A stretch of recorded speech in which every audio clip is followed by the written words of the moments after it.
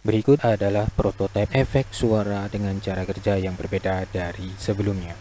Jika sebelumnya efek suara mesin aktif dari sinyal perintah remote RC, kali ini mekanisme perintah efek suara adalah dengan membaca putaran roda. Jadi, kecepatan putaran rodanya akan memberi efek pada suara.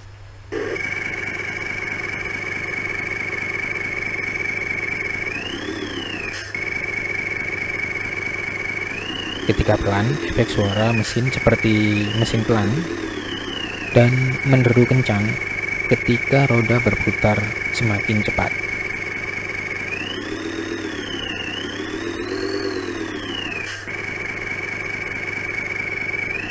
Sangat cocok bagi pengusaha rental mainan mobil elektrik sehingga memberikan daya tarik pada penyewa. Atau yang hobi truk oleng tarik, modul ini bisa dipasang pada roda belakang truk oleng sehingga tampak lebih nyata dengan suara yang keren. Ditambah lagi ada efek suara rem. Jika berhenti, rem anginnya akan menyala.